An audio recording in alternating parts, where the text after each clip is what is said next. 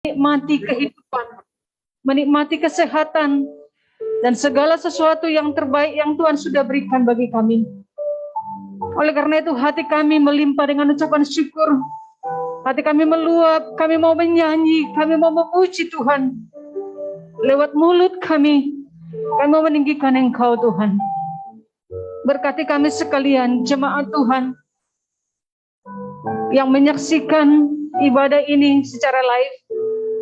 Tuhan juga menolong mereka, sehingga dalam persekutuan mereka yang kecil, Tuhan menyatakan kehadiran-Mu di tengah-tengah mereka. Terima kasih Bapa. Terima kasih Tuhan. Bapa, Kau setia. Bapa, Kau mulia.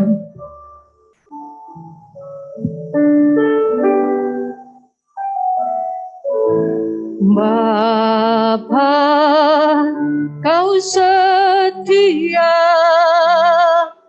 Bapa, Kau mulia. Tenanglah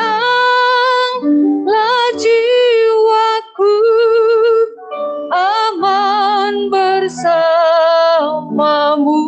Lebih dari harta, lebih dari harta, Kaulah segalanya.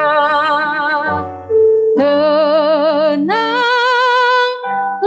jiwaku dalam hadirat-Mu. Kau tunjukkan kasih setiamu. Kau menyediakan yang ku perlu. Kau setia, Kau mulia. Bapa, Kau setia. Kita angkat sekali lagi pujian ini. Bapa, Kau setia. Bapa, Kau setia. Kau Bapa mulia. Bapa, Kau mulia. Tenanglah jiwaku, aman bersamamu. Lebih dari harta, lebih dari harta, Kaulah segalanya. Tenanglah jiwaku dalam hadirat-Mu. Kau tunjukkan kasih setiamu. Kau menyediakan yang ku perlu. Kau setia, Kau mulia. Dulu, sekarang, dan selamanya. Kau tunjukkan kasih setiamu. Kau menyediakan yang ku perlu. Kau setia, Kau mulia. Bapa, Kau setia. Saudara saya, ajak kita bangkit berdiri. Kita mau membawa pengakuannya di hadapan Tuhan. Dia adalah Bapa yang setia, Bapa yang mulia, yang mengasihi kita. Oleh karena itu dia layak menerima pujian ini. Kasih setianya tidak pernah berakhir sampai selamanya dalam kehidupan kita. Kita angkat sekali lagi pujian ini dengan hati yang terbuka, hati tertuju kepada Tuhan.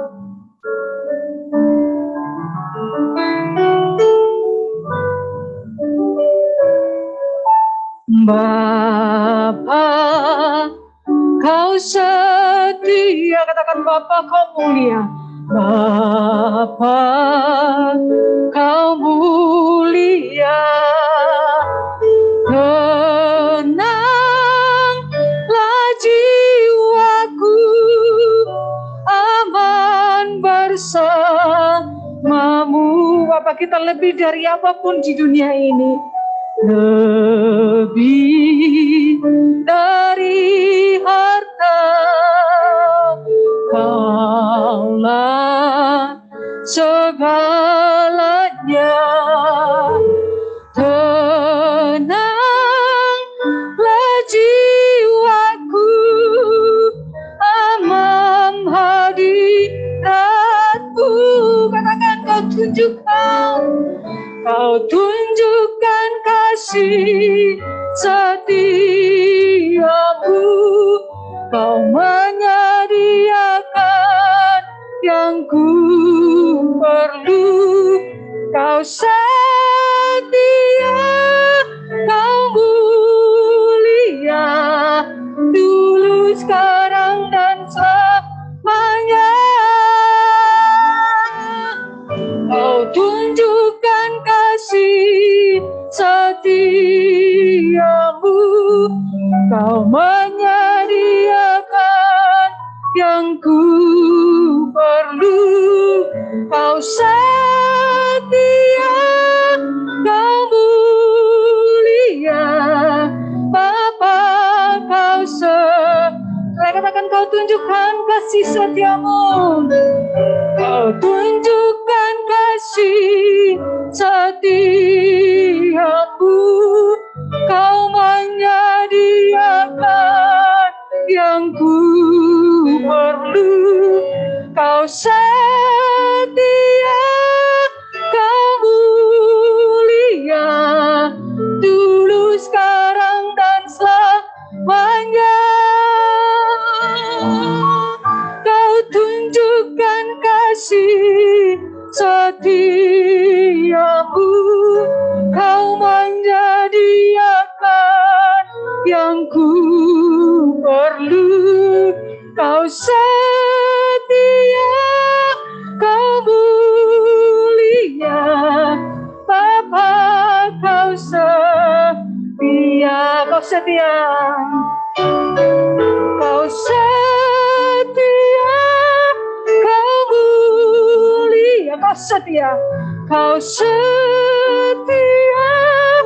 Kau mulia, Kau setia, Kau setia,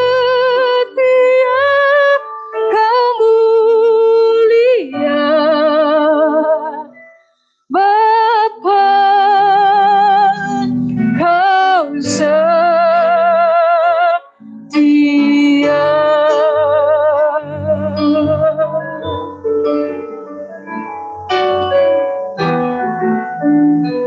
Kau Allah yang setia, Kau Bapa yang mulia. Terima kasih kesetiaan-Mu bagi kami, Allah kami yang hidup. Oh, syukur kami bagi-Mu. Kami menyembah-Mu Tuhan dalam roh dan kebenaran. Kami meninggikan Engkau Raja kami.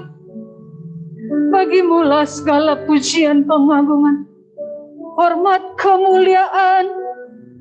Yesus Tuhan, Kau Raja segala zaman Tuhan.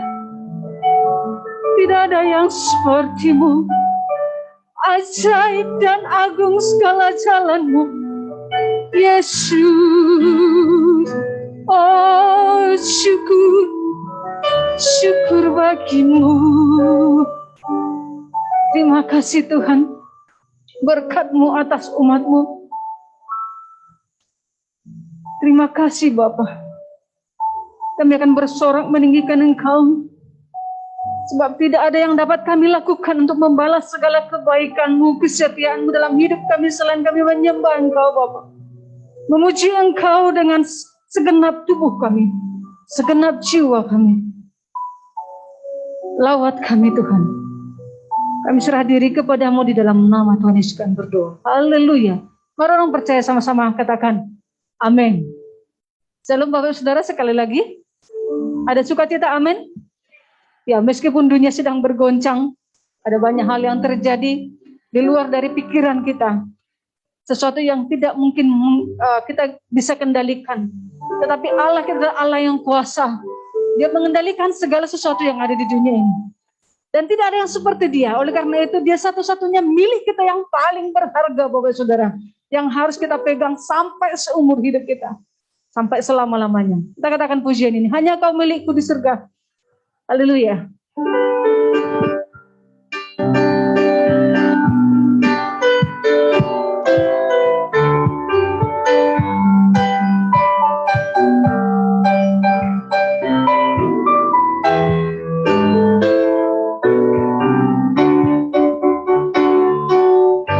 Hanya kau milikku di surga.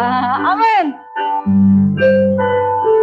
Tiada yang ku ingini di bumi, hanya kau.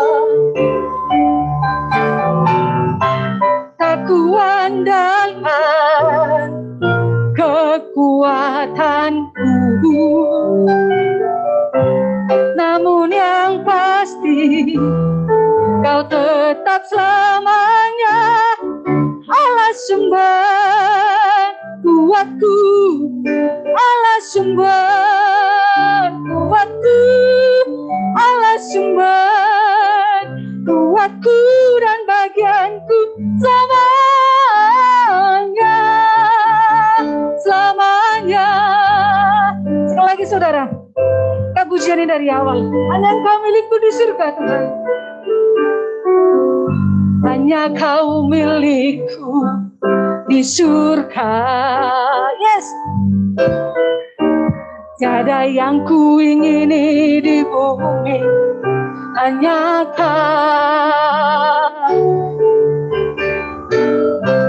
Tak kuandalkan kekuatanku, amin.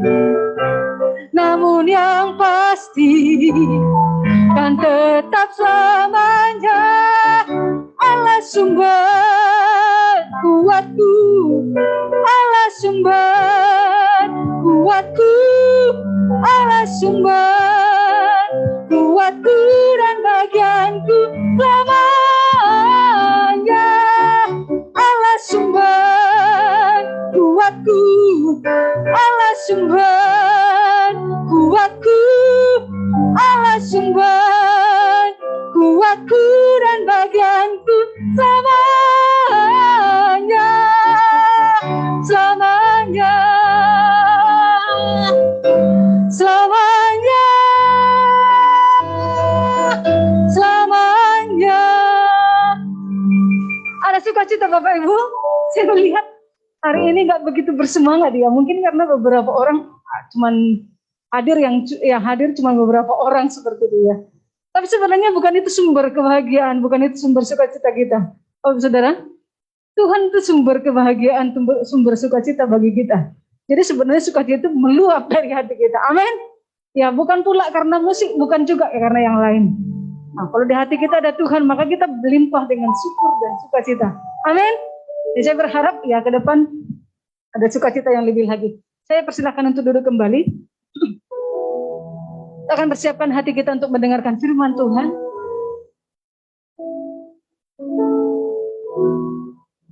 Firman Tuhan hidup dan kekal, yang tidak pernah berubah sekalipun oleh keadaan di dunia ini. Segala sesuatu yang dunia ini berubah, tetapi Allah kita adalah Allah yang tidak berubah. Firman-Nya kekal untuk selamanya. Saya rindu kita jemaat Tuhan untuk memegang firman Tuhan. Satu-satunya pedoman dalam hidup kita yang harus kita ikuti dan kita lakukan.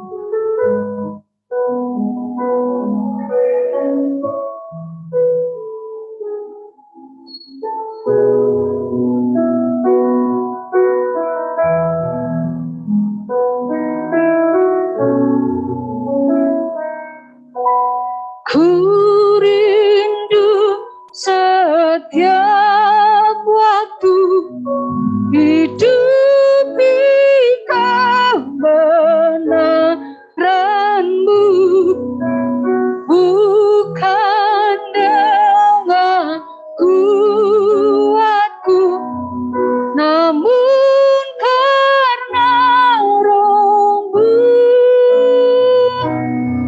Yesus kau yang ku pegang teguh. Katakan ku rindu setiap waktu, ya Tuhan. Ku rindu setiap waktu hidup di kebenaran-Mu, bukan dengan kuatku, namun karena Roh-Mu. Yesus kau yang ku pegang teguh, Engkaulah Tuhan, Engkaulah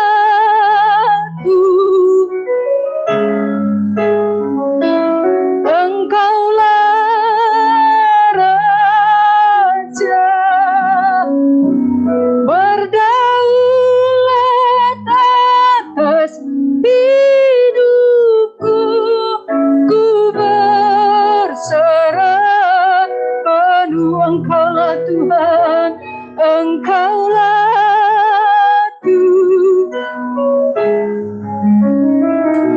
Engkaulah Raja,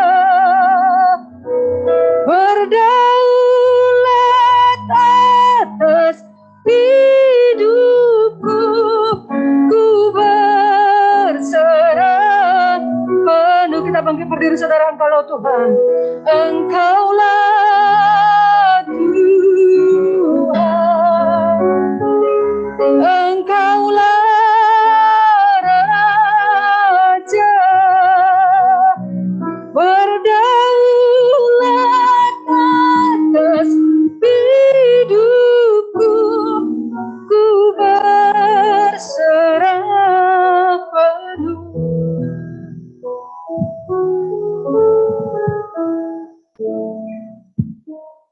Mari kita berdoa.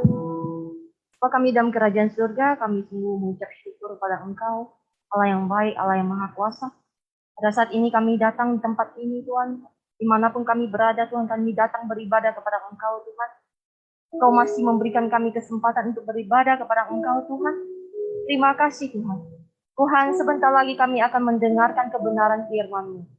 Tuhan, Kau urapi hamba-Mu yang menyampaikan firman-Mu, sehingga apa yang disampaikan oleh hamba-Mu Tuhan seturut dengan kehendak-Mu. Bangga berkati umat-Mu yang mendengarkan juga kebenaran firman-Mu Tuhan, sehingga dijamah oleh kebenaran firman-Mu Tuhan, dan hidup kami semua diubahkan oleh firman-Mu. Terima kasih Tuhan, kami serahkan waktu kami selanjutnya ke dalam tangan-Mu. Di dalam nama Tuhan Yesus Kristus kami mengucap syukur dan berdoa. Amin. Silakan duduk saudara-saudara kasih Tuhan. Shalom. Senang sekali kita bisa bertemu tempat ini kembali setelah sekian lama kita tidak ketemu ya. Puji Tuhan, shalom juga untuk yang jemaat yang dikasih di dalam di rumah masing-masing. Nah, saudara-saudara kasih Tuhan, mari kita buka firman Tuhan di Matius 14 ayat 22 sampai 33. Tema khotbah kita pada pagi hari ini adalah Yesus memberikan jaminan yang pasti. Mari kita buka Alkitab kita.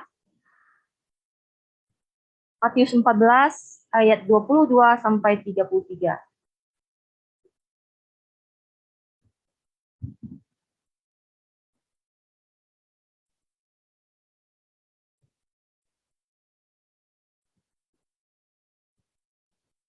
Saya akan membacakan firman Tuhan bagi kita semua. Matius 14 ayat 22 sampai 33. Sesudah itu Yesus segera memerintahkan murid-muridnya naik ke perahu dan mendahuluinya ke seberang. Sementara itu ia menyuruh orang banyak pulang. Dan setelah orang banyak itu disuruhnya pulang, Yesus naik ke atas bukit untuk berdoa seorang diri. 3 hari sudah malam, ia sendirian di situ. Perahu murid-muridnya sudah berapa mil jauhnya dari pantai dan diombang-ambingkan gelombang karena angin sakal. Kira-kira jam 3 malam datanglah Yesus kepada mereka berjalan di atas air. Ketika murid-muridnya melihat dia berjalan di atas air, mereka terkejut dan berseru, "Itu hantu!" Lalu berteriak karena takut. Tetapi segera Yesus berkata kepada mereka, "Tenanglah, aku ini, jangan takut." Lalu Petrus berseru dan menjawab dia, Tuhan, apabila engkau itu, suruhlah aku datang kepadamu berjalan di atas air. Kata Yesus, datanglah. Maka Petrus turun dari perahu dan berjalan di atas air mendapatkan Yesus. Tapi ketika dirasakan tiupan angin, takutlah ia dan mulai tenggelam lalu berteriak, Tuhan, tolonglah aku. Segera Yesus mengulurkan tangannya, memegang dia dan berkata, Hai orang yang kurang percaya, mengapa engkau bimbang? Lalu mereka naik ke perahu dan angin pun meredalah. Dan orang-orang yang ada di perahu menyembah dia katanya, sesungguhnya engkau anak Allah.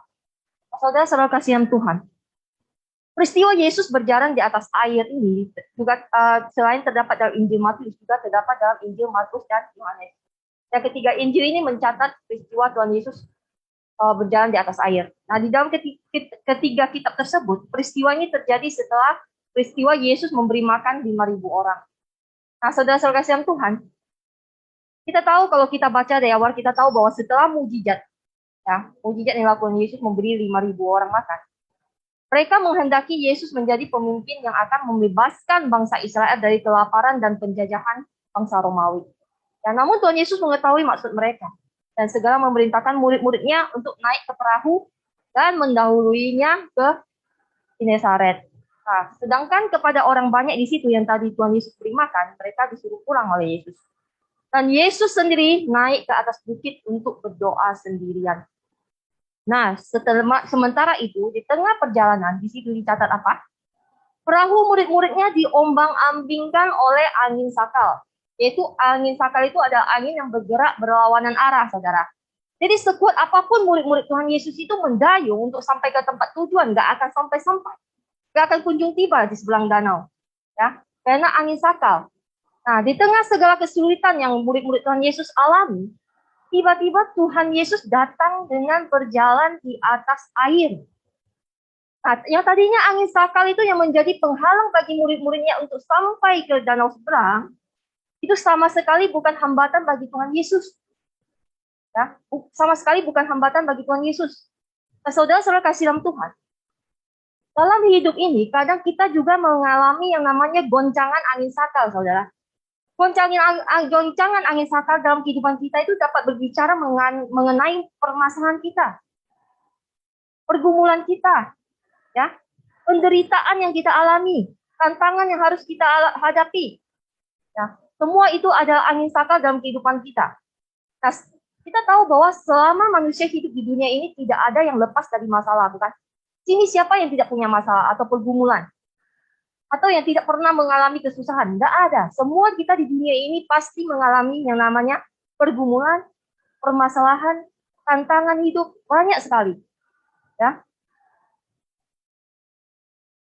Jadi kadang itu kita tidak inginkan masalah itu tiba-tiba datang, sehingga orang itu kaget dan tidak siap menghadapi masalah itu, ya. Apalagi orang yang di luar Tuhan. Masalah juga tidak datang itu tidak memandang usia. Ya, saudara kasih Tuhan, entah itu muda, entah itu dia tua, entah itu dia kaya, entah itu miskin, semua pasti mengalami yang namanya masalah. Ya, kadang ada yang begitu masalah menerpa dalam kehidupan dia itu goyah, ya, stres, putus asa, sampai ada banyak itu malah mengakhiri hidupnya dengan bunuh diri. Itu semua karena apa? Semua karena masalah yang dihadapi dia tidak sanggup menghadapinya. Akhirnya bunuh diri, saudara-saudara sekalian. Kalau di luar negeri banyak sekali ya, terutama di Hong Kong ya. Itu banyak sekali yang lompat dari gedung tinggi, segala macam. Di Jepang, bunuh diri itu paling tinggi ya. Semua karena stres dengan permasalahan, tidak bisa keluar dari permasalahan mereka. Nah, saudara-saudara sekalian Tuhan, ketika kita menghadapi masalah dalam kehidupan kita, ya, yang datang silih berganti, yang mengganggu kehidupan kita, yang mengacaukan pikiran kita, janganlah kita menyerah sebagai orang percaya, jangan menyerah pada masalah. Namun kita harus berusaha mengatasinya. Kita orang-orang yang di dalam Tuhan selalu ada jalan. Karena Yesus adalah jalan bagi kita. Nah, mengapa? Mengapa kita bisa mengatasi masalah? Mengapa kita bisa berjalan di atas air? Karena Yesus memberikan jaminan kepada kita, saudara-saudara kita. Yesus memberikan jaminan yang pasti bagi kita. Nah, saudara-saudara Tuhan, kalau kita baca firman Tuhan pada pagi hari ini, perikop firman Tuhan, Yesus berjalan di atas air, kita melihat bahwa pertolongan Yesus kepada murid-murid yang dilandai badai, itu mengajarkan kita pesan yang luar biasa loh, saudara-saudara Tuhan. Firman Tuhan pada pagi hari ini, pertolongan Yesus kepada murid-muridnya berjalan di atas air, itu mengajarkan pesan yang luar biasa pada kita semua. Satu kebenaran bahwa Yesus memberikan jaminan yang pasti kepada setiap kita. Menolong kita dalam menghadapi badai dalam kehidupan kita.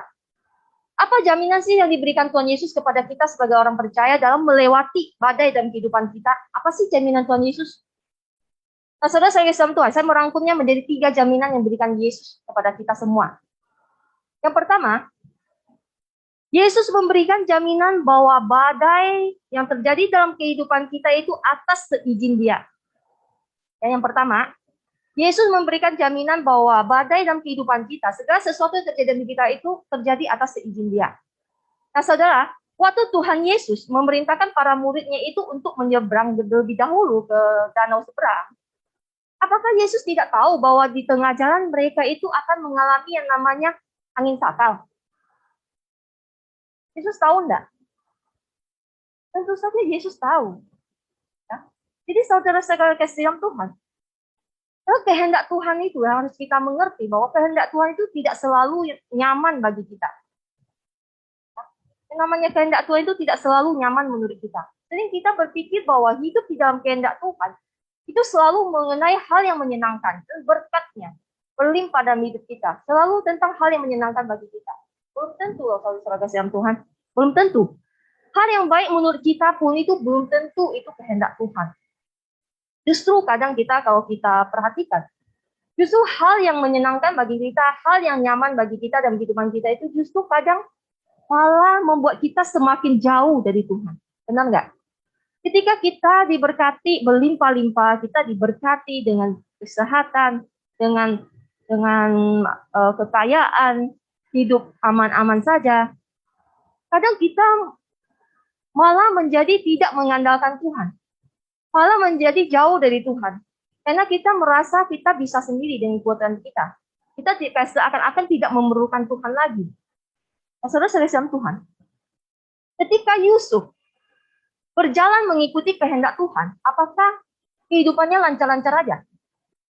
Kalau kita membaca kisah Yusuf di Alkitab, enggak saudara-saudara kasih Tuhan. Dia dipakai oleh Tuhan. Dia hidup dalam kehendak Tuhan, tetapi hidupnya itu enggak lancar-lancar aja. Ya, kehidupan Yusuf itu tidak berjalan dengan baik, saudara. Kalau kita lihat, Tuhan telah menjadikan bahwa Yusuf akan menjadi pemimpin yang besar, dipakai Tuhan secara luar biasa. Namun pada kenyataannya kehidupan Yusuf itu tidak berjalan dengan baik-baik, saudara-saudara Tuhan, tidak nyaman. Jadi kehendak Tuhan itu bisa saja sesuatu yang tidak menyenangkan bagi kita, ya, sesuatu yang tidak menyenangkan bagi kita. Tetapi harus kita ingat satu hal, bahwa kehendak Tuhan yang sejati, ya, akan selalu membawa kehidupan kita pada proses pendewasaan iman. Saya ulangin ya, kehendak Tuhan tidak selalu menyenangkan bagi kita, tetapi kehendak Tuhan yang sejati selalu akan membawa proses kehidupan kita semakin dewasa dalam iman. Jadi dalam segala keadaan dan situasi, entah itu baik atau buruk yang kita alami dalam kehidupan kita ini, yang Tuhan izinkan terjadi dalam kehidupan kita, itu agar kita semakin mendekat kepada Tuhan benar, semakin iman kita itu dewasa. Pencobaan-pencobaan yang kita alami, masalah yang kita alami yang Tuhan izinkan terjadi dalam hidup kita itu sebenarnya untuk mendewasakan iman kita. Ya. Sehingga kita itu dewasa dalam iman, bukan anak kecil lagi dalam iman. Nah, saudara-saudara Tuhan, inilah sumber kekuatan kita ketika badai itu melanda hidup kita, bahwa Tuhan memegang kendali, Tuhan mengizinkan sesuatu terjadi dalam hidup kita tanpa meninggalkan kita, saudara-saudara Tuhan. Seluruh yang terjadi dalam dunia ini, segala yang terjadi dalam dunia ini ada dalam kendali Tuhan. Ya, tidak ada satupun yang terjadi itu di luar izin Tuhan. Itu menjadi kekuatan bagi kita bahwa Dia yang memegang kendali terhadap apa yang terjadi dalam hidup kita. Jadi saudara-saudara yang dalam Tuhan, tetaplah percaya bahwa semua yang terjadi dalam hidup kita itu seizin Tuhan, dengan tujuan untuk mendewasakan iman kita demi kebaikan kita. Karena Tuhan selalu memberikan yang terbaik bagi kita, walaupun kadang tidak nyaman. Ya saudara-saudara dalam Tuhan, jadi ketika kita mengalami hal yang tidak menyenangkan dalam hidup ini, kita patut memikirkan kebenaran ini bahwa Tuhan izinkan itu terjadi dalam hidup kita untuk mendewasakan iman kita, untuk kebaikan kita. Dia memegang kendali, Dia mengizinkan itu terjadi, ada tujuannya. Itu menjadi kekuatan bagi kita sebagai orang percaya. Nah, saudara-saudara kasih dalam Tuhan, saya akan memberikan satu ilustrasi. Jadi ada satu penelitian yang pernah dilakukan oleh para peneliti tingkah laku. Jadi ada sekelompok orang ya yang khusus meneliti tingkah laku. Penelitian yang pertama ya, mereka memakai tikus ya untuk bahan penelitian mereka. Penelitian yang pertama, mereka memasukkan beberapa ekor tikus ke dalam sebuah tangki air. Itu tangki yang berisi air yang licin bahannya ya. Sehingga tikus-tikus itu tidak bisa keluar dari tangki itu yang diisi dengan air. Nah, para peneliti ini mau mencari tahu dan mau memperhatikan berapa lama waktu sih yang dimiliki yang dibutuhkan tikus-tikus ini mampu bertahan sebelum tikus itu tenggelam. Berapa lama sih waktunya sebelum tikus itu tenggelam? Dia mampu bertahan berapa lama tikus itu? Gitu loh. Hasilnya berapa, saudara-saudara Tuhan? Hasilnya cuma 17 menit. Akhirnya tikus itu tenggelam, mati. Ya. Nah, saudara-saudara Tuhan, penelitian yang kedua, para peneliti ini mengadakan percobaan yang sama, yaitu mereka memasukkan berapa tikus ya, ke dalam sebuah tangki air yang bahannya licin, berisi air ya. Nah, namun ada sedikit perbedaan dari percobaan yang pertama. Yang berbeda kali ini, sebelum tikus-tikus itu tenggelam, yaitu sebelum 17 menit, sebelum tikus itu tenggelam, tikus ini diangkat dari tangki air itu, lalu dikembalikan ke kandang mereka, kandang tikus. Lalu diberi makan, diberi waktu beberapa hari untuk istirahat dalam kandang mereka. Nah, setelah beberapa hari, tikus-tikus ini yang ada di kandang, yang tadi diangkat dari air sebelum 17 menit, tikus-tikus ini dikembalikan ke dalam tangki air itu lagi, yang berisi air ya, dan bahannya licin, nggak bisa keluar. Kali ini kira-kira berapa lama waktu tikus itu mampu bertahan? Kira-kira berapa lama, saudara-saudara? Apakah sama seperti yang awal 17 menit lalu tenggelam? Saudara berapa menit? Sama nggak dengan yang pertama? Nggak sama loh, saudara-saudara Tuhan. Luar biasa. Hasilnya para tikus ini mampu bertahan selama 36 jam, saudara. Jauh sekali perbedaan dengan yang pertama, hanya 17 menit. Tikus yang kedua mampu bertahan selama 36 jam. Bertahan di air. Ya, sebelum akhirnya tenggelam. Pasti kita bertanya-tanya, kenapa bisa hasilnya berbeda jauh dengan percobaan yang pertama? Namun para peneliti ini kemudian menyimpulkan bahwa yang membedakan adalah kelompok tikus yang kedua ini, ya, yang tadi bertahan sampai 36 jam ini, mengalami apa yang dinamakan pernah diselamatkan. Jadi kelompok tikus yang kedua ini mengalami yang namanya pernah diselamatkan. Tadi kan sebelum 17 menit, tikus itu diangkat keluar. Setelah itu dicobai lagi, baru dia bertahan 36 jam. Saudara-saudara. Jadi tikus yang kedua ini mengalami pernah diselamatkan. Ya, yang awal-awal tadi diangkat sebelum dia tenggelam.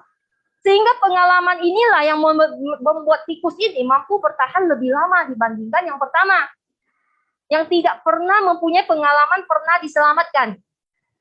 Nah, pengalaman yang kemudian menghasilkan kekuatan untuk tikus ini tetap bertahan dan berharap, saudara-saudara Tuhan. Jadi kira-kira itulah yang dirasakan oleh kelompok tikus yang kedua.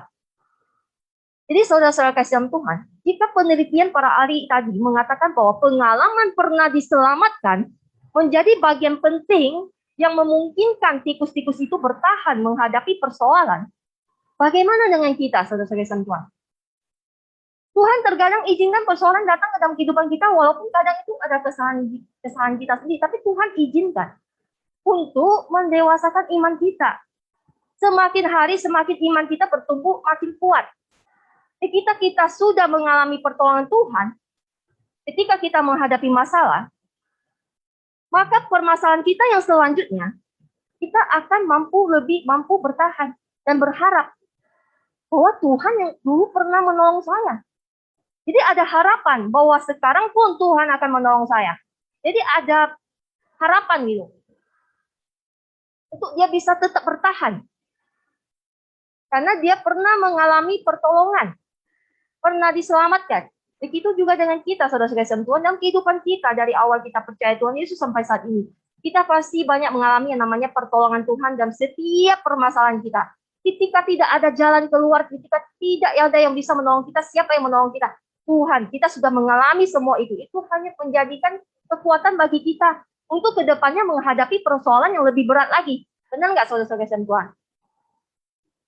Makanya sering di Mazmur, Daud berkata bahwa aku mengingat perbuatan-perbuatan Tuhan yang dahulu. Itu menjadi kekuatan bagi dia untuk menghadapi persoalan saat ini yang melanda dia. Ada kekuatan, ada pengharapan. Karena sudah mengalami yang namanya pernah diselamatkan. Pernah ditolong. Nah itu saudara-saudara. Makanya oleh sebab itu, penting sekali kita kadang merenungkan apa yang sudah terjadi dalam kehidupan kita sebelumnya. Dari awal kita percaya Tuhan Yesus, apa sih yang dilakukan Tuhan Yesus bagi kita? Apa sih pertolongan apa sih yang sudah Tuhan Yesus lakukan bagi hidup kita? Pengalaman bersama Tuhan Yesus yang luar biasa. Kita jangan lupakan itu gitu loh. Kita perlu merenungkan kembali flashback gitu. Apa sih pertolongan Tuhan? Coba hitung. Berkatnya Tuhan, pertolongan Tuhan, jalan yang Tuhan kasih. Semuanya itu kita ingat kembali gitu.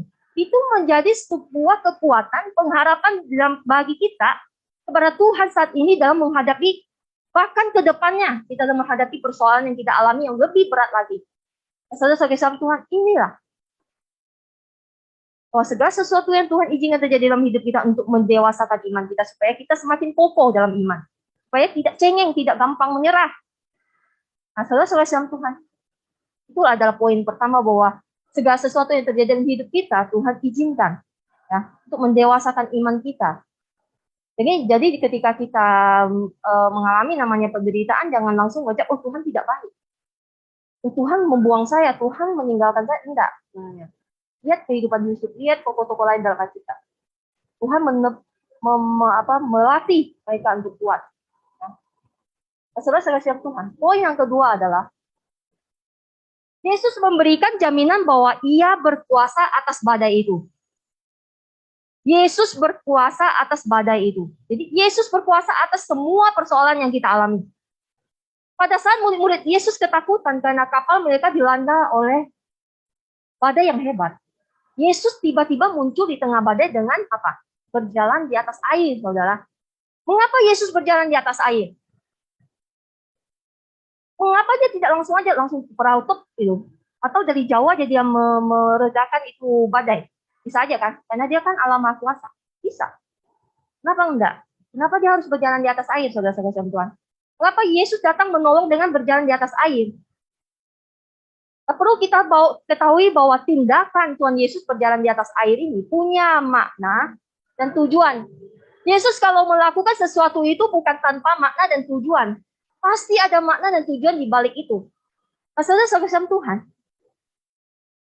apa makna simbolis yang ingin Yesus tunjukkan kepada murid-muridnya dan kita semua pada hari ini?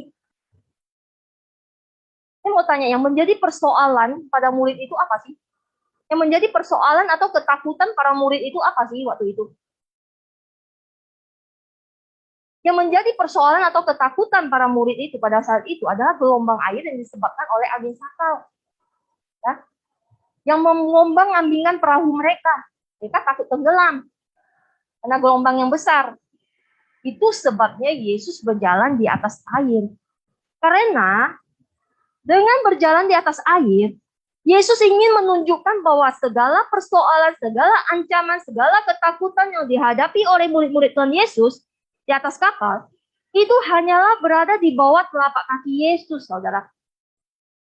Gelombang hebat yang ditakuti oleh para muridnya itu ada di bawah telapak kaki Yesus. Yesus berjalan di atas gelombang yang sedang mengamuk.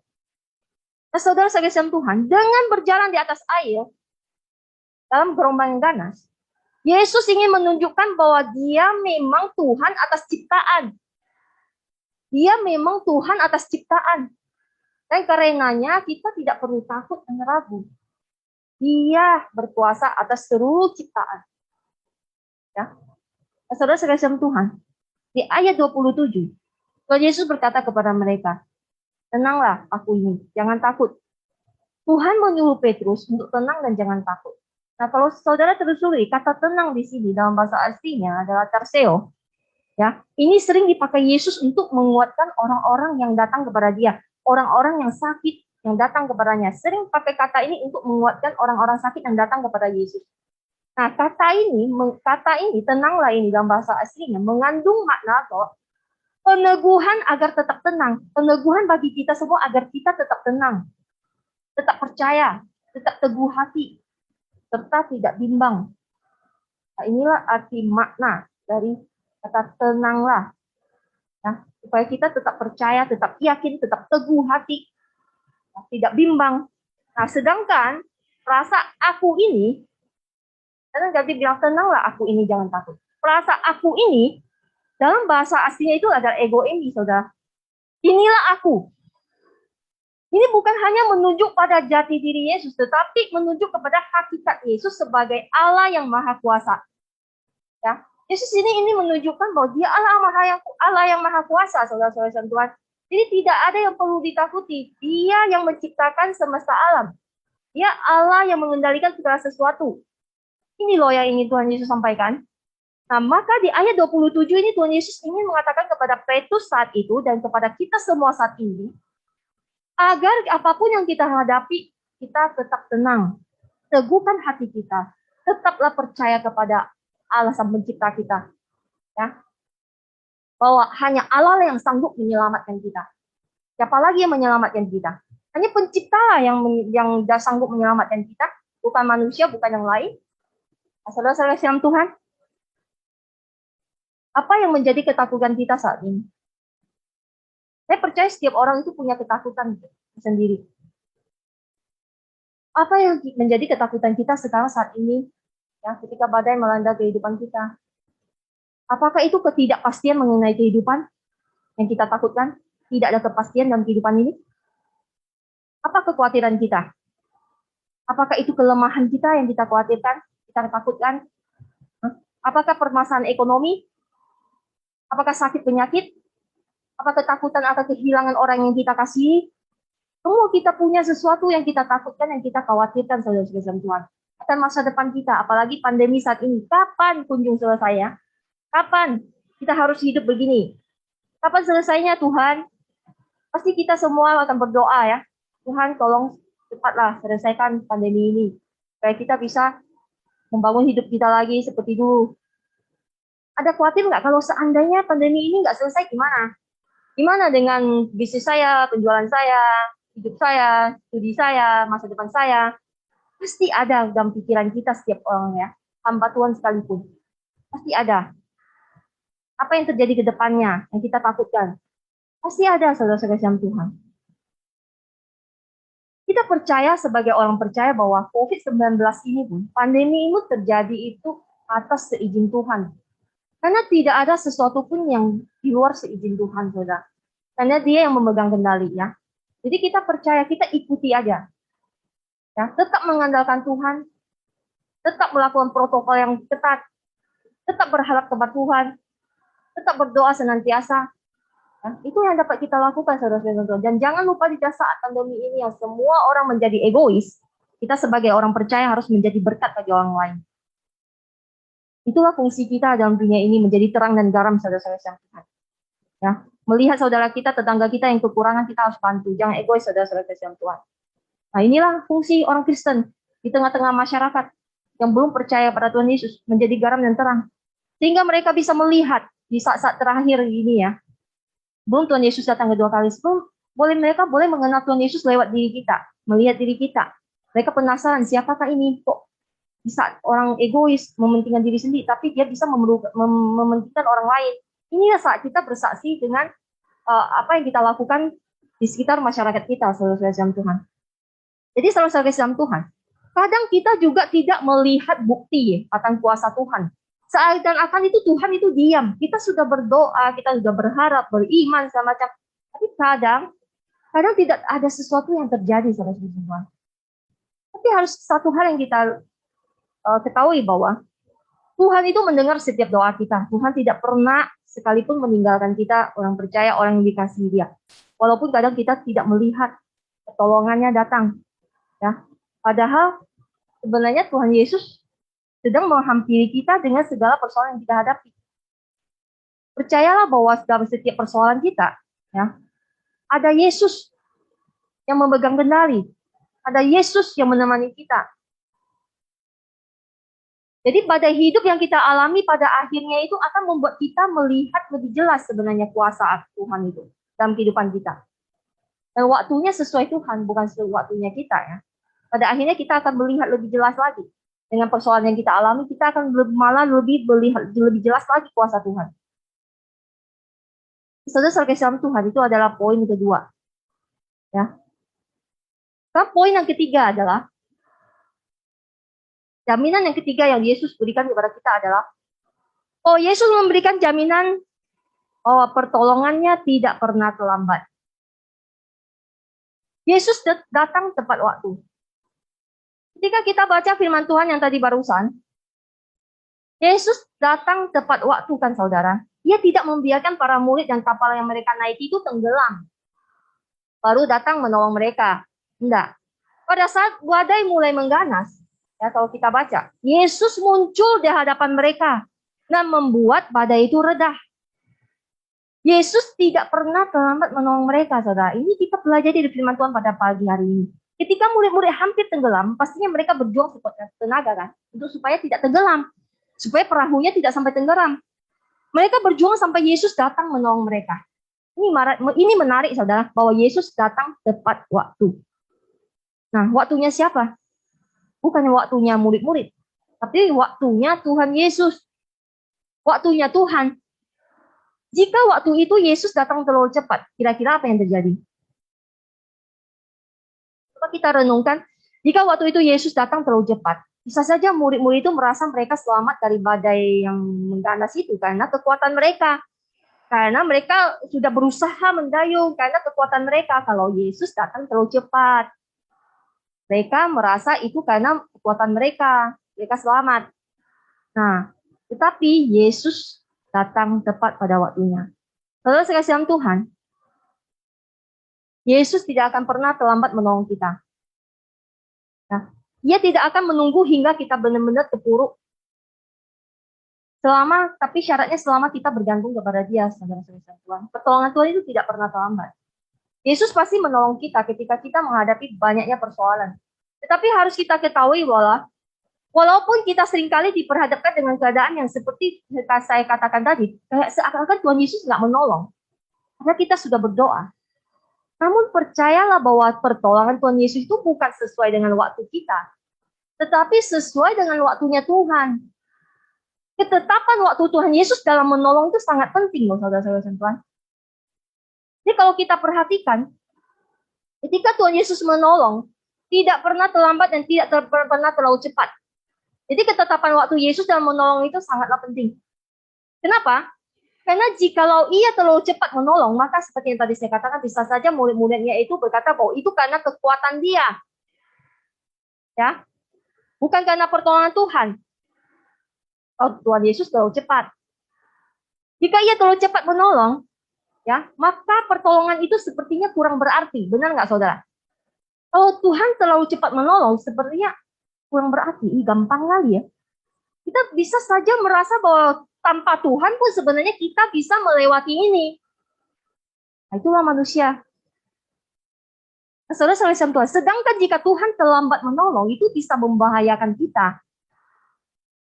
Maka bersyukurlah kita punya Tuhan yang akan menolong kita itu tepat pada waktunya.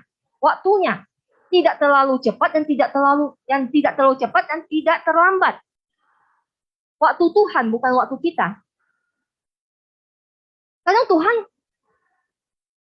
belum tolong kita, bisa saja itu sesungguhnya itu adalah ujian bagi kita, saudara.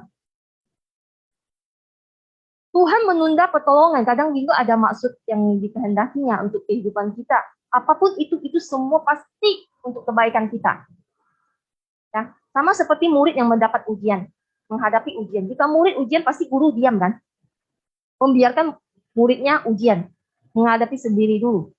Demikian juga dengan kita, ketika kita menghadapi ujian melalui persoalan kita, terkadang Yesus diam. Dia menginginkan kita menyelesaikan ujian itu agar kita semakin dewasa di dalam Tuhan. Jadi ketika kita tidak seakan-akan Tuhan itu diam, jangan salah sangka dulu sama Tuhan. Jangan bahwa Tuhan itu sudah membuang saya, Tuhan tak mau saya sudah berdosa. Tuhan tidak mau lagi mendengarkan saya. Banyak orang Kristen kayak gitu. Tuhan masih mau nggak ya mendengarkan doa saya? Tuhan masih mau nggak ya menyertai saya? Oh, Tuhan diam aja. Sering nggak dengar orang mengeluh demikian? Sering saya dengar. Terutama orang-orang yang baru-baru percaya Tuhan Yesus. Saya sering mendengar mereka tuh mengeluh begitu. Jadi saudara-saudara Tuhan, ketika Tuhan diam dalam setiap persoalan kita, belum tentu Tuhan tidak peduli. Enggak. Tetapi waktunya itu akan tepat menolong kita. Tetap saja percaya. Tuhan Yesus memberikan mujizat ini pada kita semua untuk kita belajar. Untuk kita menangkap maksud dan arti apa sih yang Tuhan Yesus ingin ajarkan kepada kita. Makna apa yang tersembunyi dalam ajaran Tuhan Yesus ini. Ya, bukan tanpa makna, saudara. Penting sekali. Masalah saya sama Tuhan. Jadi yang harus kita lakukan sebagai orang percaya di zaman yang semakin sulit ini, supaya kita tetap bisa berdiri kokoh di tengah situasi dunia yang tidak menentu ini. Ya, semakin parah ini, dunia bukan semakin membaik. Kita tahu Alkitab juga mengatakan kepada kita bahwa dunia akan semakin parah. Kejahatan akan di mana-mana. Sekarang kita dengarkan di Afghanistan sudah dikuasai oleh Taliban. Dan orang-orang Kristen di sana yang tidak sempat lari itu kasihan sekali, saudara-saudara Tuhan. Kemungkinan mereka juga akan dieksekusi. Nah, kita patut berdoa untuk saudara-saudara kita di Afghanistan yang baru-baru ini terjadi ya, sedih sekali mendengarnya ya. Pasti mereka dalam keadaan juga gentar, takut. Bayangin ya, kita bisa membayangi posisi mereka di sana saat ini ya. Kita yang di sini itu udah nyaman, mengikuti ibadah, bisa makan enak, bisa kemana-mana, tidak ada yang mengancam. Itu rasanya suatu anugerah yang besar yang patut kita syukuri. Berbeda dengan saudara-saudara seiman kita yang di negara lain yang sedang mengalami penderitaan, saudara-saudara Tuhan. Jadi saudara-saudara Tuhan, yang harus kita lakukan sebagai orang percaya di zaman yang semakin sulit supaya kita tetap berdiri kokoh adalah yang pertama yang selalu saya tekankan adalah mengenal Tuhan dengan benar. Mengenal Tuhan dengan benar adalah hal yang paling penting dalam kehidupan kita sebagai orang percaya. Karena pengenalan yang benar akan Tuhan akan membuat kita tetap tenang ketika badai melanda kehidupan kita. Karena kita mengenal, mengapa? Mengapa kita mengenal Tuhan dengan benar akan membuat kita tenang ketika kita menghadapi badai? Mengapa? Karena kita mengenal siapa yang memegang kendali. Kita mengenal siapa yang memegang kendali atas hidup kita. Kalau kita tidak mengenal siapa yang mengendali kehidupan kita, hidup kita akan diombang-ambingkan tanpa kepastian. Tapi kalau kita mengenal bahwa pribadi yang memegang hidup kita adalah pribadi yang baik, Allah yang berkuasa, Allah yang menentukan seluruh jalan hidup kita, yang sehelai rambut kita pun jatuh tanpa seizin Dia. Tidak ada yang jatuh tanpa seizin Dia. Tenang nggak saudara kalau kita merenungkan itu? Akan merasa ada damai kan kalau kita merenungkan siapakah yang memegang kehidupan kita. Ada rasa tentram, ada rasa damai. Walaupun kita dalam penderitaan sebenarnya. Memang tidak gampang sampai ke tahap ini loh saudara. Gak semua orang bisa sampai ke tahap ini kalau tanpa disiplin dan persekutuan yang intim dengan Tuhan. Untuk mengenal Tuhan dengan benar, itu tidak instan, saudara-saudara Tuhan. Diperlukan ketekunan dan disiplin rohani, serta memiliki hubungan yang intim dengan Tuhan. Nah, saudara-saudara Tuhan, seperti yang tadi saya ngomong, untuk memiliki hubungan, mengenal Tuhan dengan benar, itu tidak didapatkan secara instan. Ya. Jadi perlu disiplin rohani, ketekunan, untuk bisa mengenal siapakah Tuhan yang kita sembah. Banyak orang Kristen, dia ke gereja 10 tahun pun tanpa mengenal siapakah Tuhan sebenarnya. Karena sebenarnya di gereja-gereja juga jarang mengajarkan siapakah Tuhan itu sih. Sebab siapakah Tuhan Yesus? Kenapa dia perlu mati? Siapakah Allah itu? Nah, jarang sekali selama saya menjadi orang percaya sebelum saya sekolah teologi, jarang sekali di gereja yang mengajarkan demikian. Makanya, ya, untuk kedepannya ya, gereja kita itu akan lebih banyak mengajarkan tentang doktrin-doktrin yang utama gitu. Jadi jemaat jangan merasa bosan ketika kita mengajarin doktrin-doktrin, ajaran-ajaran yang lebih berat ya tentang siapakah Tuhan. Tuhan Yesus itu Tuhan, Yesus itu Tuhan atau apa? Nah, karena saudara-saudara Tuhan, dalam bulan lalu dan bulan ini itu ada saksi Yehova yang telepon kita. Nah, dia telepon ke Edison. Mereka gencar sekali, saudara. Karena dia melihat perang kita itu, restoran kita itu ada nomor kita. Jadi dia itu datang ke tempat kita, melihat nomor kita, dan dia itu menelepon kita. Dia menginjili kita.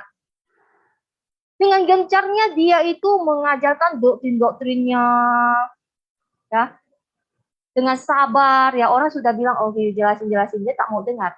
Yang maunya dia memaksakan apa yang dia percayai. Jadi itu kesempatan bagi kita sih sebenarnya untuk menginjilin balik, ya, supaya bisa membawa dia yang sesat itu kembali ke jalan yang benar. Memang tidak gampang sih ya berbicara pada mereka yang sudah mendarah daging doktrinnya, ya, yang sesat ya. Tapi itulah tugas kita. Makanya saya bilang pentingnya itu mengenal Tuhan. Tahu nggak? Pengikut saksi Yehova itu kebanyakan dari apa? Dari golongan apa, saudara? Dari orang Kristen. Bukan Konghucu, bukan dari agama lain, tetapi kebanyakan mereka itu dari orang Kristen yang berpindah kepada saksi Yehova. Begitu dangkalnya pengertian firman Tuhan, orang Kristen yang masuk ke saksi Yehova, saudara-saudara Tuhan. Karena dalam saksi Yehova itu tidak mengakui Yesus itu adalah Tuhan Sang Penebus. Enggak bakalan selamat, saudara-saudara Tuhan. Jadi sangat miris sekali ketika orang Kristen gitu udah ke gereja lama, tetapi tertarik ke gereja mereka jadi pengikut saksi Yehova. Sangat disayangkan. Jadi tugas kita itu adalah menjaga saudara seiman kita ya. Ketika kita melihat sesuatu yang tidak benar yang mereka ikuti, harus mengajarkan kepada mereka apa yang benar. Itu adalah tanggung jawab kita sebagai setiap orang percaya. Membawa saudara kita yang tersesat kembali ke jalan yang benar. Nah, saudara sekalian Tuhan, itu sebabnya pentingnya setiap orang percaya itu mengenal siapakah Tuhan yang kita sembah, agar bukan hanya itu supaya kita bisa menghadapi persoalan yang kita alami, tetapi juga supaya kita tidak diombang-ambingkan dengan pengajaran yang sesat. Ya, supaya kita tetap lurus jalan kita, berfokus kepada Tuhan. Nah, saudara sekalian Tuhan, itu yang pertama yang harus kita lakukan sebagai orang percaya, itu mengenal Tuhan dengan benar. Yang kedua adalah tekun berdoa seperti Tuhan Yesus. Nah, kita lihat bahwa Tuhan Yesus sering mencari kesendirian untuk berdoa ya. Itu prioritas yang penting bagi Tuhan Yesus, yaitu bersekutu, punya waktu, ruang, bersekutu dengan Bapa di surga. Nah, saudara Tuhan, meluangkan waktu bersama Tuhan dalam doa, memelihara hubungan yang intim dengan Tuhan, akan memperlengkapi kita untuk menghadapi tantangan pergumulan dalam hidup kita. Doa adalah kekuatan kita. Saudara Tuhan, jika kita disiplin meluangkan waktu sendirian dengan Tuhan, akan membantu kita bertumbuh secara rohani dan juga menjadi semakin serupa dengan Kristus yang juga suka berdoa. Nah, kita harus tekun berdoa seperti Tuhan Yesus. Kadang ketika kita tidak ingin berdoa pun kita harus paksakan berdoa. Nah, karena tekun berdoa itu akan mendatangkan kekuatan, kedamaian, ketenangan, bahkan juga strategi baru yang ampuh untuk menghadapi setiap persoalan yang datang dalam kehidupan kita. Amin, saudara-saudara Tuhan. Nah, saudara-saudara Tuhan, yang ketiga yang harus kita lakukan sebagai orang percaya adalah fokus kepada Tuhan. Petrus mulai tenggelam ketika ia berjalan di atas air. Itu karena apa? Karena dia mengalihkan pandangannya dari Yesus dan fokus pada ombak yang tinggi di sekitarnya. Itulah sebabnya dia tenggelam. Petrus mulai tenggelam ketika ia berjalan di atas air itu karena ia mulai mengalihkan pandangannya dari Yesus dan fokus pada ombak tinggi di sekitarnya. Maka tenggelamlah Petrus. Demikian juga dengan iman kita, saudara. Ketika kita fokus kepada Yesus, maka kita akan kuat dan tidak takut. Nah, kita akan bangkit. Namun ketika fokus kita ada pada yang lain, kita udah mulai ketakutan. Ketika fokus kita kepada masalah yang kita hadapi, tidak ada damai sejahtera, maka membuat kita semakin stres dan menyerah. Kalau fokus kita pada persoalan saja.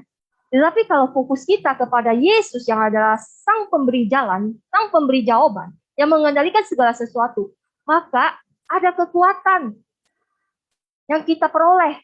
Coba kalau nggak percaya. Saya sudah mengalaminya ketika saya memfokuskan apa yang saya alami, itu benar-benar stres, saudara. Tapi ketika kita memikirkan Tuhan, bahwa Tuhan itu, ini seizin Tuhan, saya percaya. Tuhan itu sedang melihat saya. Tuhan itu tahu jalan saya. Tuhan itu yang menentukan jalan saya. Rasakan ada kelegaan nggak dalam hati? Itu yang saya rasakan ketika saya itu fokus pada Tuhan. Tapi sebaliknya kalau fokus pada masalah, hancur saja saya dan Tuhan. Saudara-saudara Tuhan, kita mungkin tidak berjalan di atas air, ya, seperti Petrus. Tapi kita berjalan melalui situasi yang sulit dalam kehidupan kita sehari-hari. Ya. Kita berjalan di atas berjalan melalui situasi yang sulit. Jadi jika kita fokus pada gelombang keadaan sulit di sekitar kita yang kita alami, tanpa meminta pertolongan Tuhan, kita mungkin putus asa dan tenggelam, bahkan meninggalkan Tuhan. Nah, untuk mempertahankan iman kita ketika situasi sulit datang, ketika badai kehidupan datang, perhatikan kekuatan Yesus daripada kekuatan kita. Kita tidak sanggup, tapi Tuhan yang memelihara kita itu sanggup. Jadi arahkanlah pandangan kita pada Yesus.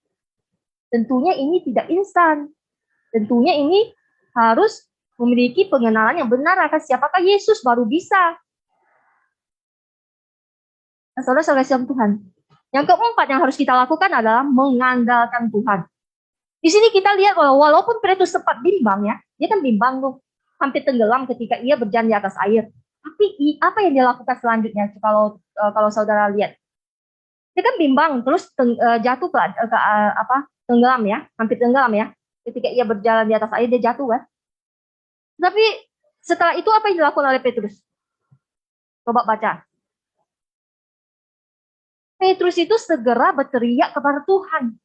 Tuhan tolonglah aku. Dan apa yang dilakukan oleh Tuhan Yesus?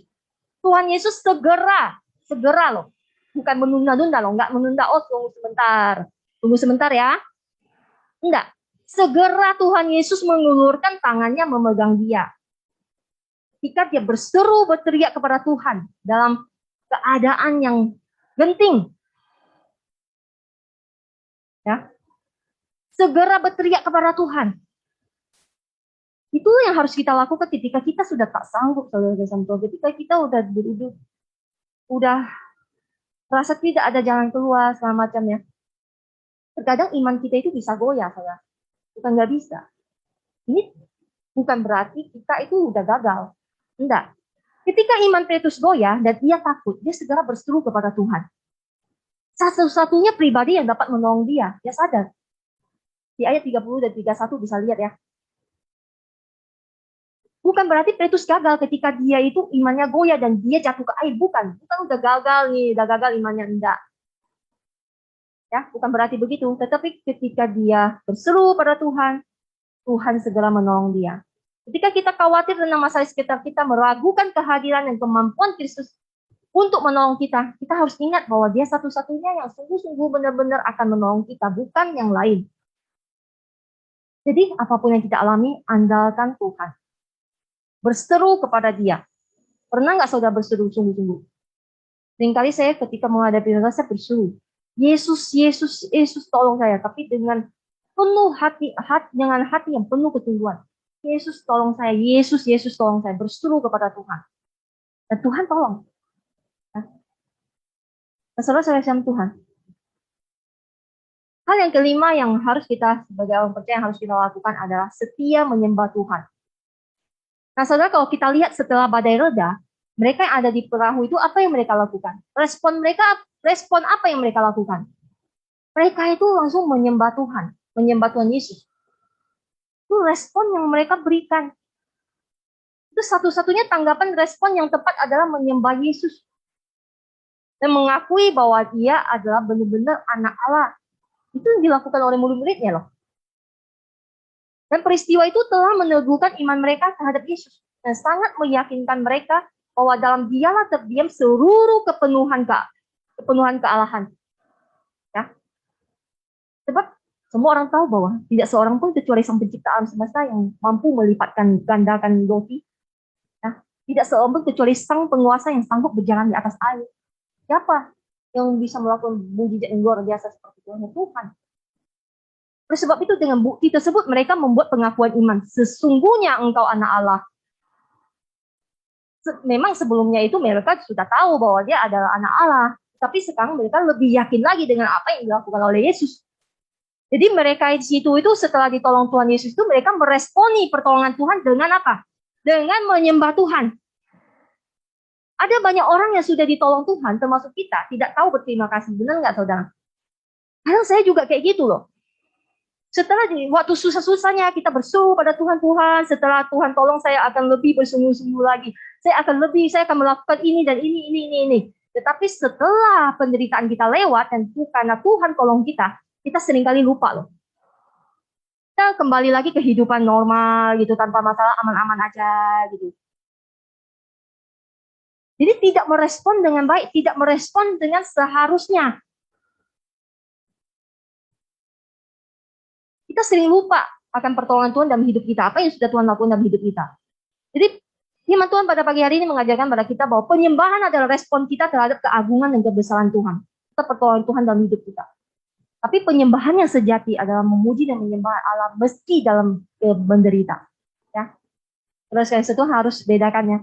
Penyembahan yang sejati adalah tetap memuji Tuhan, tetap menyembah Tuhan, meski dalam menderita. Mengucap syukur walau sedang menderita. Mengasihi Dia meski belum ditolong.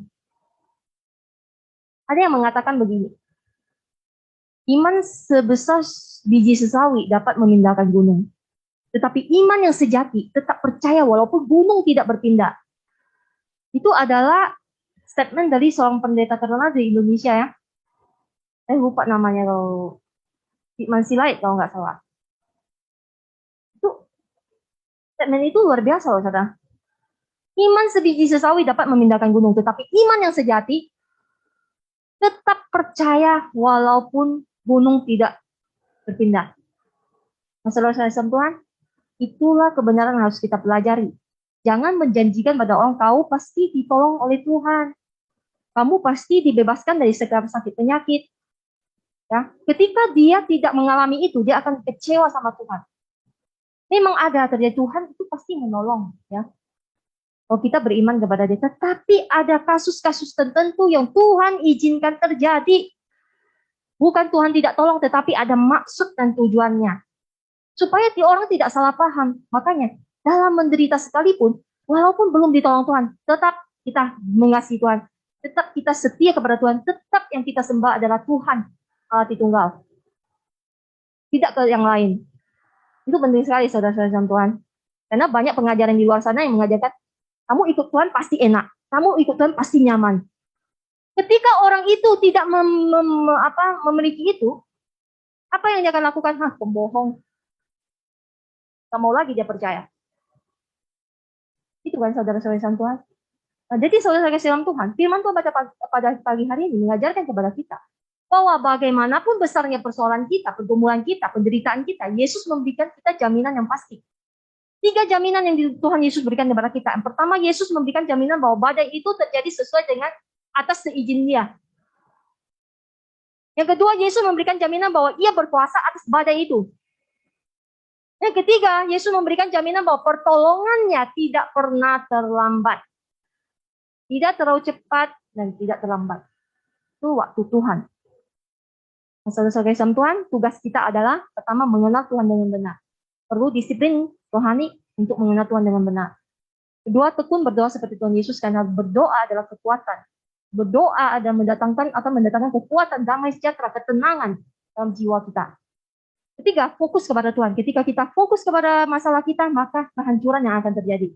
Tetapi ketika kita fokus kepada Tuhan, ya, ada kekuatan, pengharapan, pelepasan. Yang keempat yang kita lakukan adalah mengandalkan Tuhan.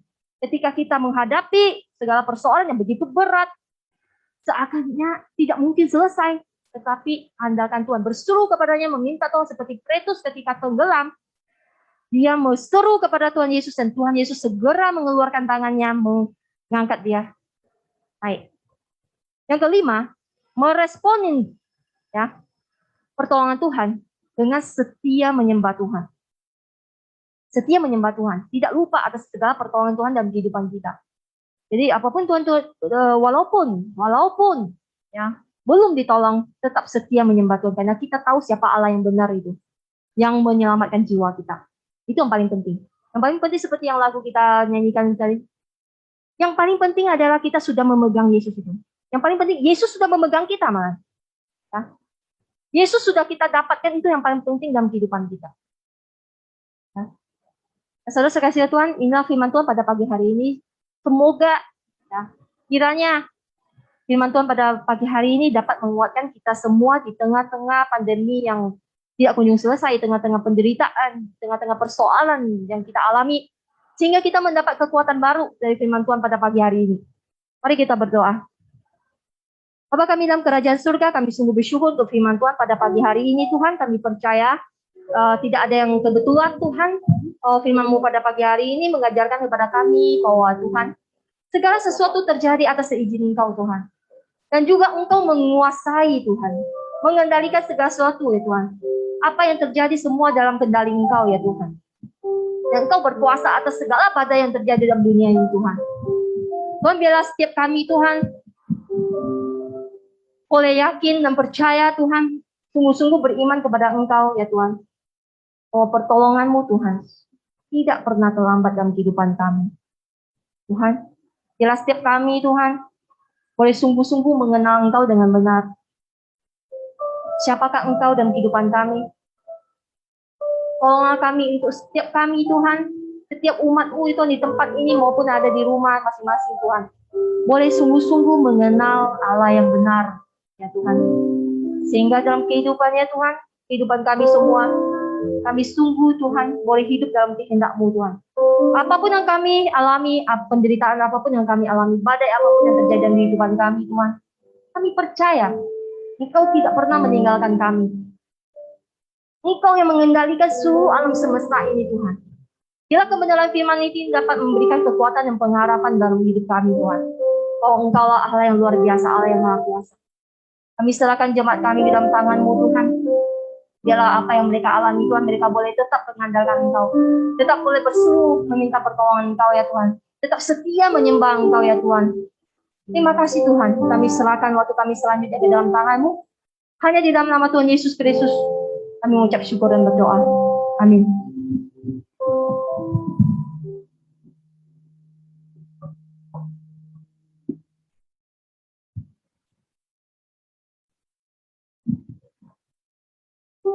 Ya, puji nama Tuhan. Firman Tuhan kiranya memberikan kita kekuatan untuk melakukan dan mengaplikasikan dalam hidup kita sehari-hari. Bapak-Ibu Saudara, kita akan memberikan persembahan kita. Minta kepada petugas ya. Sambil kita angkat pujian, hanya Kau milikku di surga.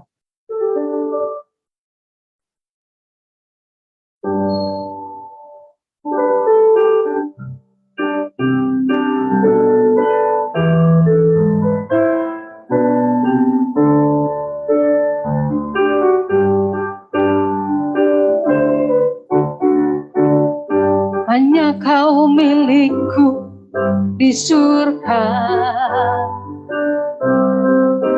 Tiada yang ku ingini di bumi, hanya Engkau. Tak kuandalkan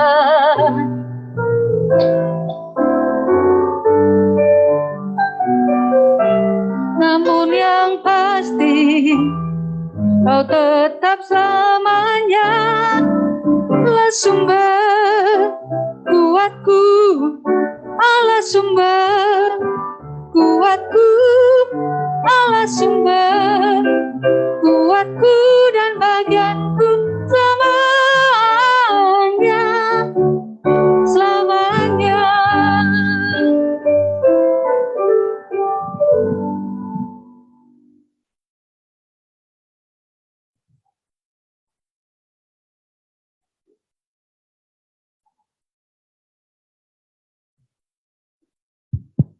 Ya, kita bersyukur pada Tuhan, kita sudah mendengarkan firman Tuhan, memuji Tuhan. Selanjutnya kita mendengarkan sedikit pengumuman. Bapak Ibu, yang pertama yaitu bahwa ibadah onsite dan ibadah, khususnya ibadah onsite sudah kita buka kembali karena memang sudah diizinkan, tetapi dengan kapasitas hanya sekitar 25%. Ya, kalau dihitung mungkin kursinya sekitar 25-30 kursi untuk jemaat. Dan tentu di dalam ibadah onsite nanti tetap protokol kesehatan dijalankan dengan ketat.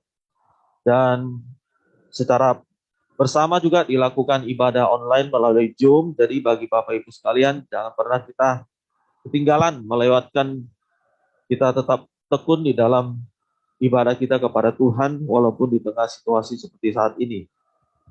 Kemudian bagi jemaat yang belum divaksin, ya, saya himbau biarlah kita segera divaksin, jangan ragu, jangan takut, ya.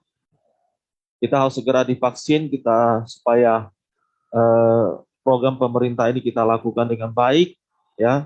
Dan bagi Bapak Ibu yang tidak tahu mau vaksin di mana, bagaimana caranya, ya bisa hubungi kita, nanti kita coba bantu dari gereja. Kemudian bagi yang di rumah yang ingin memberikan persembahan, baik persembahan umum, perpuluhan dan sebagainya, silakan kepada Bapak Ibu sekalian bisa ditransfer ke rekening gereja yang sudah dicantumkan, ya, dan kami mengucapkan terima kasih, ya, untuk setiap persembahan dari Bapak Ibu, dan percayalah pasti Tuhan akan membalas dan memberkatinya semua. Kemudian kita juga bersyukur pada hari ini, yaitu ada 2 saudara kita yang akan dibaptis, yaitu saudara Dina, ya, beliau adalah anak dari Ibu Soimoy, kemudian ada saudara Daniel, ya, anak dari Bapak Herman dan Agung, ya. Kita bersyukur mereka berdua mengambil satu keputusan yang paling berharga, yang paling baik di dalam hidup mereka, yaitu untuk menjadi percaya kepada Yesus dan memberi diri mereka untuk dibaptis, ya. Demikian pengumuman, saya serahkan ke, ya.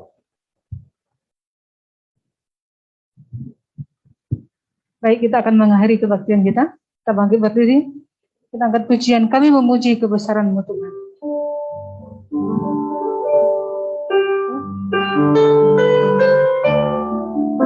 Kami memuji kebesaran-Mu.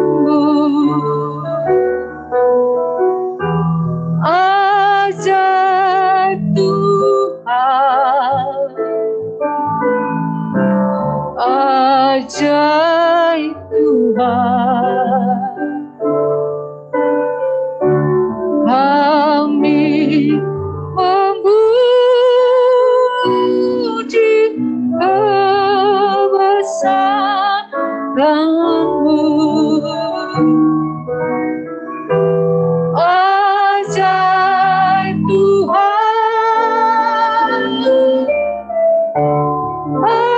ajaib Tuhan, ajaib Tuhan, ajaib Tuhan.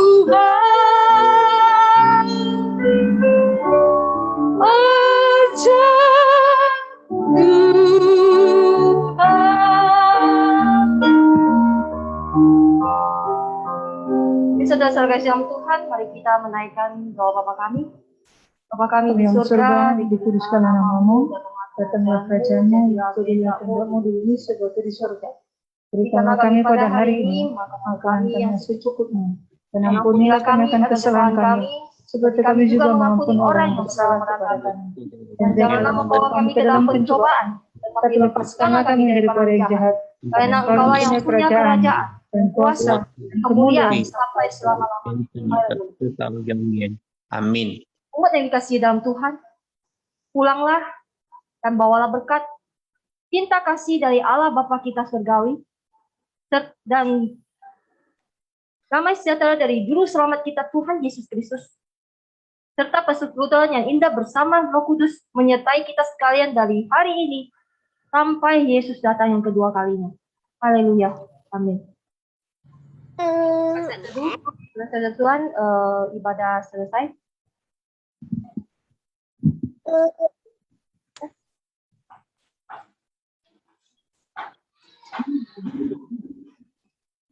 Oke, selamat hari Minggu.